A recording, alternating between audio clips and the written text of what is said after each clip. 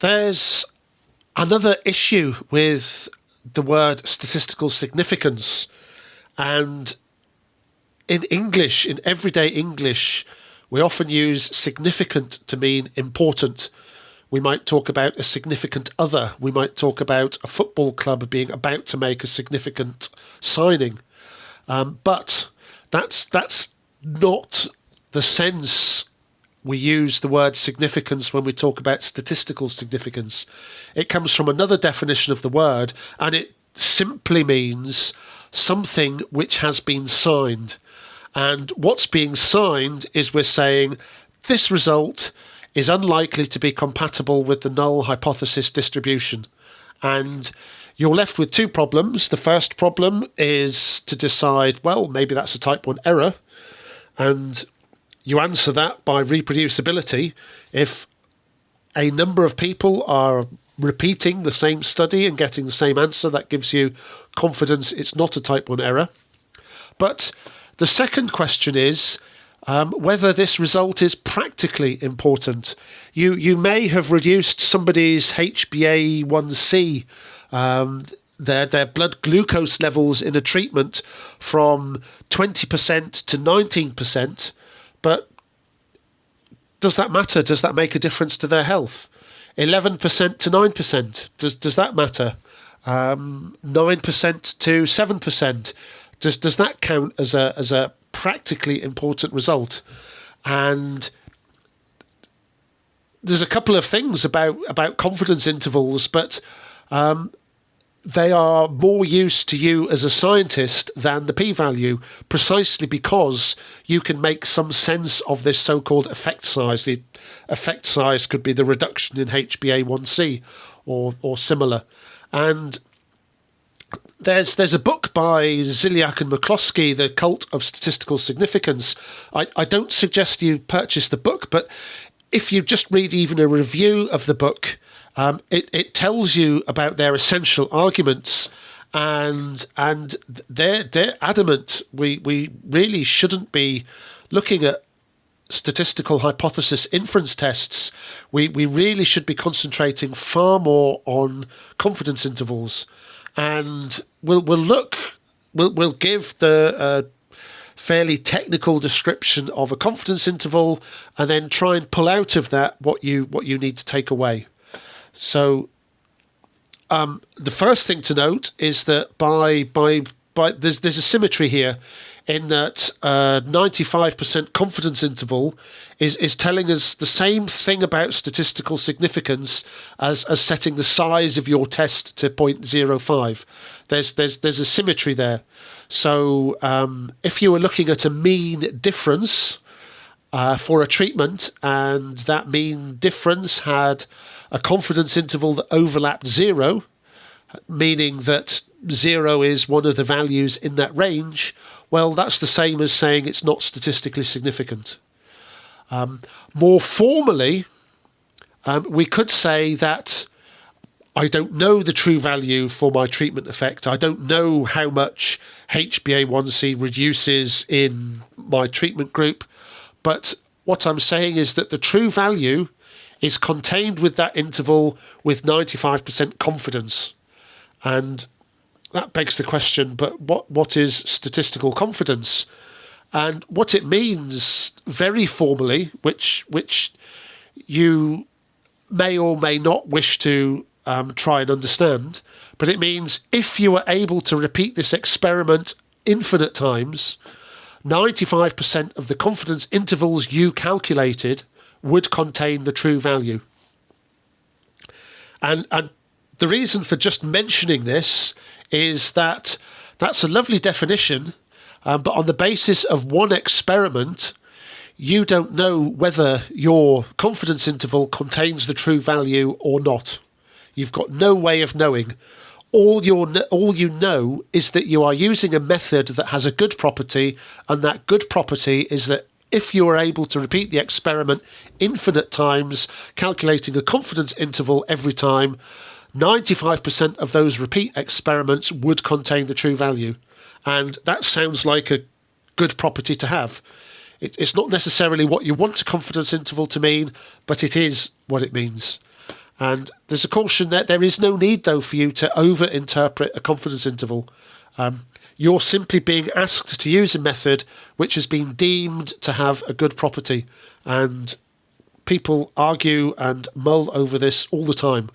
It's decided that a 95% confidence interval most of the time is a good way of summarising our estimate of a population parameter. So, going through a few examples visually of how confidence intervals can help.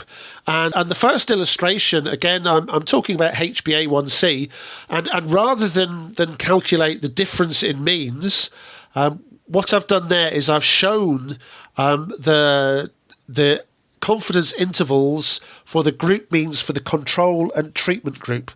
And in the control group, we're looking at a 95% confidence interval between 3.2 and 3.9%. And in the treatment group, we're looking at a HbA1c between 1.3 and 2.1%.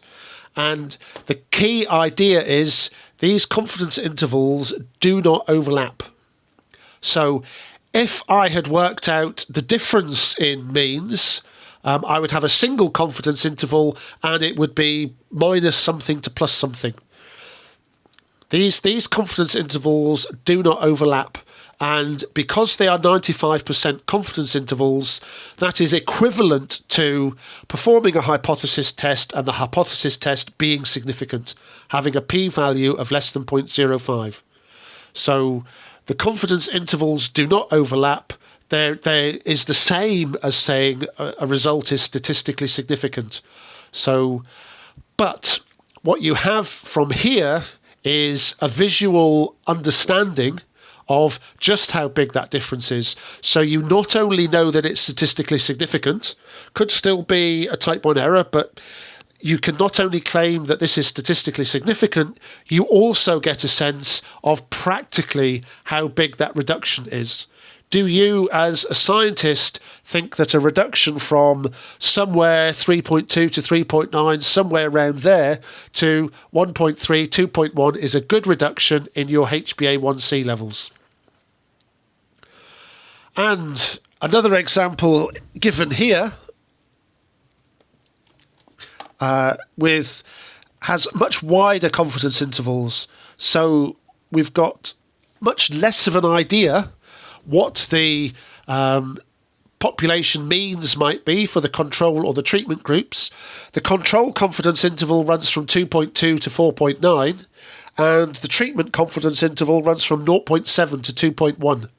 So again, these intervals do not overlap.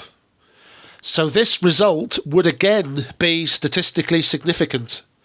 But you can again, as a scientist, you could look at a result like that and say, well, you know, I've got an upper limit here in my treatment group of 2.1 and a lower limit of 2.2. Given the uncertainty about the population means, I'm not convinced that's really a practical difference. And at the very least, I want to see a study with a bigger sample where those confidence intervals are narrower, and I have more of an idea what's going on here. If all you had was a p-value, that comes back to you as statistically significant. The additional information from the confidence intervals tells you, yes, they're non-overlapping, but you know, there's so much uncertainty, and they're only just not overlapping. You might worry about the amount of uncertainty, and so I'm really not sure whether there's a practically important difference here or not. The next exercise is also interesting because, again, this would be a statistically significant result because the confidence intervals do not overlap. In this case, the treatment group runs from 2.2 to 2.4, and the control group runs from 1.9 to 2.1. So again, if all you had was a p-value, it would be less than 0.05. You would reject the null hypothesis. But when you look at the confidence intervals, you can say to yourself, well, the absolute best case scenario is that my treatment, the population mean's down here at 1.9, and absolute worst case scenario is that the control's up here at 2.4. So 2.4 to 1.9, that's 0.5%. It might be statistically significant, but that's just not ever can be practically significant. So again, this is the information you get from a confidence interval that you don't get from just using a p-value. Statistically significant, but you could look at those confidence intervals and say, but that's just never going to be practically significant. Yes, it's statistically significant, but we'll report it as such, but it doesn't look like a treatment anybody would want to use. In this case, just really for completeness, we have two very narrow confidence intervals that do overlap. So this time, where the treatment's 1.9 to 2.1 and the control is 2 to 2.2. So very narrow, overlapping, not statistically significant, and it's a very similar picture to the one we had in the previous slide. So in this one, we'd say, look, not statistically significant, let's move on, let's look at a different treatment. If all you had was the p-value, you would report that as statistically significant and could get very excited. And perhaps in both cases, there's no reason to ever be interested in the practical significance of your results. And the last one of these lets us look, again, at their overlapping confidence intervals. They're overlapping confidence intervals and very wide with a high degree of uncertainty, overlapping with a high degree of uncertainty. But you could look at this and say, well, there's a lot of uncertainty because the sample sizes were small.